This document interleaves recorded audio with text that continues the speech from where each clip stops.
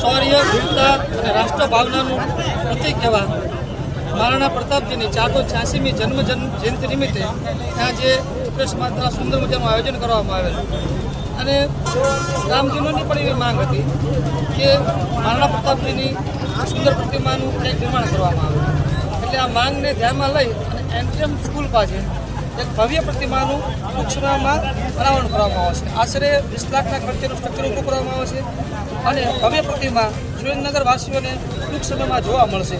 અને 486મી જન્મજયંતિ નિમિત્તે સમગ્ર દેશવાસીઓને અને શહેરીજનોને શુભેચ્છા પાઠવું છું.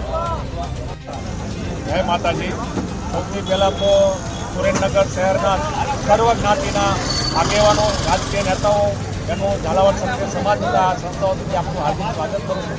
આજે મહારાણા પ્રતાપની 486મી જન્મ જયંતિ નિમિત્તે આપણે એમને અહીંયા વંદન કરવા આવ્યા છીએ. આપણે ખ્યાલ છે કે મહારાણા પ્રતાપ એક એવું વ્યક્તિત્વ હતું જે ફક્ત હિન્દુસ્તાન નહીં પણ એવું કહેવાય છે કે ઇન્ટરનેશનલ લેવલનું સાહેબ એક એવો વીર પુરુષ હતા.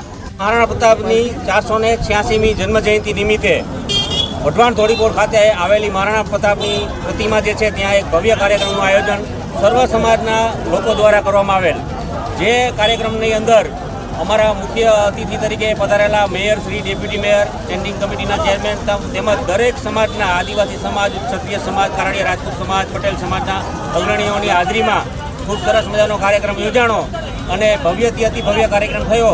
આ કાર્યક્રમની અંદર મહાનગરપાલિકા દ્વારા જે મહારાણા પ્રતાપ ચોક એનટીએમ સ્કૂલ પાસે જે સર્કલ આવેલું છે તે સર્કલ ઉપર આવતી મહારાણા પ્રતાપ જયંતિ પહેલાં ભવ્ય પ્રતિમાનું નિર્માણ કરવાનું છે એની ખાતરી બાંહેધરી મહાનગરપાલિકા દ્વારા આપવામાં આવેલ છે. તે બદલ હું મહાનગરપાલિકાનો હૃદયપૂર્વક આભાર